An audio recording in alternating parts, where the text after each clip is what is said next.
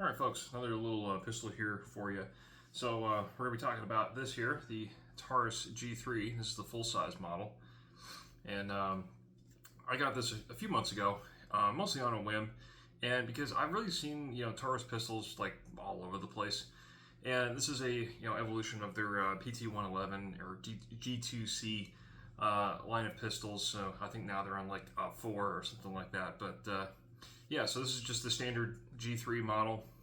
It's roughly the size of a Glock 19, although it looks a little bit bigger to me personally, but I did stack up a Glock 19 against this, and they're about the same size. So yeah, I got this on a whim just because it was in the shop, it was cheap, and I've been curious about these pistols for a long time because I never really shot them. I didn't really know anybody who owned any of these, and given Taurus's reputation as being not the best guns out there, sometimes not even mediocre, I was hesitant to really spend any money on one of these until just recently. So I figured, why not? The shop had it for cheap, and I was curious, so I picked it up. In that time, I put about probably 500 rounds through this, and I have to say it's impressively mediocre. So it's a pistol, and it will do pistol things. I don't think it does any particular thing well, and even reliability was so-so. But there are a few interesting things that make this thing stand out a little bit. So the one thing that got me was the ergonomics. So actually, Taurus does pretty good ergonomics, I would say, for their pistols, like this particular line. I've always liked how the G3, G2C, PT-111s, even the TH line of pistols have all fit my hand pretty well, honestly. I mean, they feel great in the hand. And on this particular model, now there's a lot of different generations of G3 pistol out there, so you got to be careful which one you have. But this one in particular does, in fact, take Glock pattern sights. So the front sight is Glock, and the rear sight also is. But I know there are earlier generations of G3s and G2Cs as well that do not have this simple dovetail arrangement here for the rear sight. And instead, it's the bigger kind of square-looking plate thing that Taurus put on their pistols. So be aware that there are different generations of these pistols out there. Another thing I like is the addition of a manual safety. I always like manual safeties on my guns, even if they are striker-fired ones like this. I prefer it wherever I can get them, just because that's an old habit of mine from growing up shooting 1911s and things like that. So to me, it's very natural to go on the draw and switch it off and go to your trigger. I know a lot of people, they don't really train that with manual safeties hardly at all, which is fine. I mean, if that's the way you want to do it, that's cool. But for me, that's just how I train and how I like to have my my pistols set. So the other thing with this is pretty interesting is the trigger system in these. So these have a restrike capability, which is unusual for a striker-fired gun. Most do not have that capability. Some models of P99 and some earlier models of Canik can also do that, because the earlier models of Caniks were based off of P99s and PPQs, but that's a whole different story. So this one does have that restrike capability in case you need it, but that will probably never happen because I've never had an issue with this either, where it's like you have a dud round in the chamber, so you go pull the trigger again, and I don't think that's a really common use case for the restrike capability, but it's there if you need it, I guess. So the vast majority of shooting you'll be doing with this gun is, of course, in the, I guess I call it the single action mode, where there's a whole lot of take up, as you can see right there, and a not too bad trigger pull, honestly. It's not super heavy, but it's not super light either. Brakes okay. It brakes really far back as well. I mean, like all the way back there. But it does have the nice over travel stop, so that's a good feature. And again, owing to the ergonomics of this gun, it actually does fit pretty well, even with that. The one issue I had with this, and when it goes to shooting experience with this, is just how far back the trigger has to go. So when I'm holding it like this in my shooting hand, you can see where my thumb is right here in that little relief spot, which I think is very well molded, honestly, into the frame. But when I have my thumb here like this, because I don't really do high thumbs, when I pull the trigger all the way back, depending on how my trigger finger is positioned, either in this position or sometimes I'll wrap it around like this, like way into the joint there. When it comes back, you can see the issue here with my thumb and forefinger right here, my index finger, hitting each other. That is incredibly annoying, and I hate that on any pistol or any weapon, honestly, when that happens. So now you could be saying, okay, cool, well, just don't shoot the pistol with your finger all the way in like that. Well, okay, sure, you can do that. But it just occurred to me when I was testing different kinds of ways to pull the trigger on this gun, because the issue I was having with this gun in particular was getting good and consistent accuracy out of it. So I tried my other way of shooting pistols accurately, which is to use just the front pad of my index finger here to get a nice clean trigger pull all the way back, right? Cool. I've done that for a lot of other pistols, and I've tried different things for different pistols, right? Tried it all. The accuracy issues I was getting out of this are not particularly pleasant. I'm kind of worrying in the first couple 100 rounds that I put through it. But, we're talking like 2 inches at 10 yards, which is it's serviceable, but it's not great. With pretty much any other pistol I've shot that shoots well anyways, the accuracy I can get at 10 yards is pretty much the same hole, right? I'm just tearing like a ragged hole out of the target. So the fact that I couldn't really do this with this gun repeatedly was a little worrying. And on top of that too, the sights were absolutely not regulated from the factory at all. Holy cow.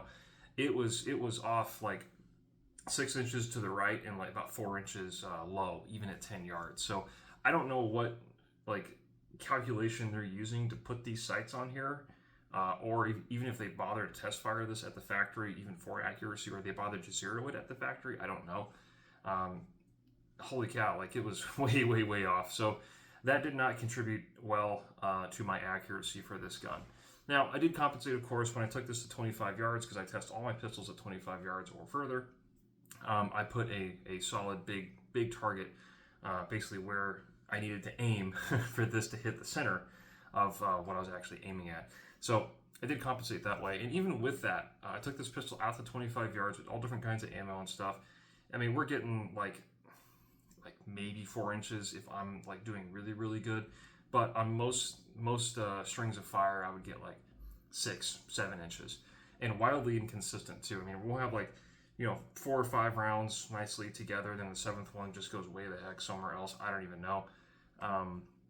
So mechanically speaking, accuracy wise, I just don't think it's there in these pistols. I think Taurus cheaps out on the barrels, honestly, because this is, again, one of the only pistols I've shot that has bad accuracy, at least for me.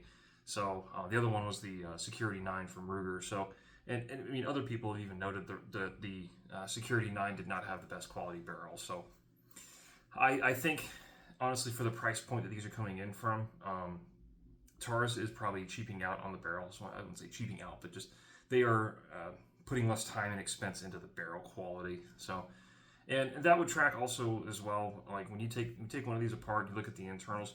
Looks okay. It's not great. Looks okay, but the barrel itself is kind of just rough. Like you can see the machine marks and things like that. It just I don't know. It doesn't look very good. Serviceable, but it doesn't look good.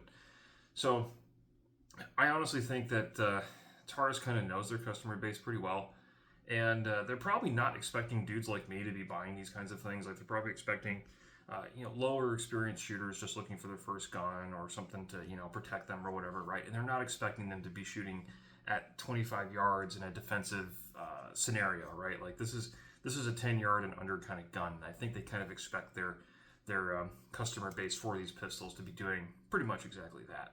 So the accuracy you need at 10 yards, 15 yards, maybe at the most, is you can do 2 inches at that distance. That's perfectly acceptable for defensive use for a gun like this.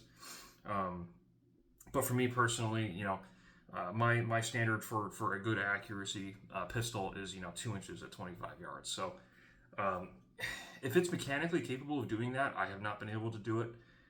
So that kind of speaks again to the quality of the pistol. If the pistol is so hard to shoot for a person, even like me or somebody else, where they can't get that level of accuracy, then it kind of speaks to the pistol, even if it is mechanically capable of doing that.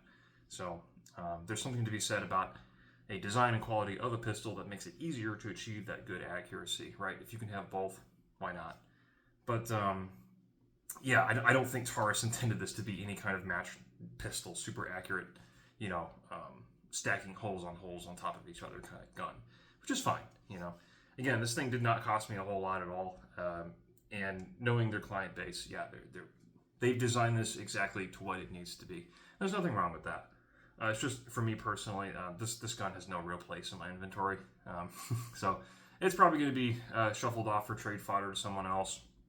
Or, give it to a buddy that, he really needs a gun or something, he's just a little hard on cash at the moment, just give him something, right? We all kind of experienced that way back when in the summer of love of 2020, but that's a whole other story. But yeah, I am happy though to have been able to try these pistols and just see for myself what all the hubbub was about. Again, I don't think they're bad. They're just not great either. Yeah, so it's a pistol that does pistol things. So, another interesting thing I forgot to mention as well is that these can actually take SIG P226 magazines. Now, they may not work 100% correctly. They may jam a little bit, or they may not lock open on empty. But they will actually go into the mag well, and they will lock into the mag catch there. And I actually did use a P226 metal magazine in this gun, and it worked 90% okay. Not 100% like the factory mags did, but yeah. I will say though, reliability though, even with the factory mags, I did have some issues. Ooh, excuse me. Some issues of feeding reliably. On feeding, it would fail to feed, and it would get stuck. Basically, trying to feed around into the barrel, and the round would be just kind of stuck a little bit too high into the chamber, and the slide would come back and hit it, right? So. But yeah, it's just okay. So, and I think that's exactly what Taurus was trying to do with this gun. So, mission accomplished as far as that goes. But it still kind of cements the Taurus reputation of it's just okay, which is better than what they were before. Granted, I'll give them that. But yeah, this isn't going to win any awards or anything for me, and it's just it's a MIG pistol. So. But yeah, just figured I'd bring this to you guys, and yeah, just see what y'all's thoughts are on these things. Maybe y'all have much better experiences with these things than I do, but I think my curiosity has been sated. So yeah, again, I'll give them props for the price, 2, the ergonomics of this gun, 3, some of the interesting features that it has, and it's just it's okay. It's okay. So yeah, that's all I got to say about this gun, and. Yeah, we'll see what you guys got to say about it, and we'll see you next time.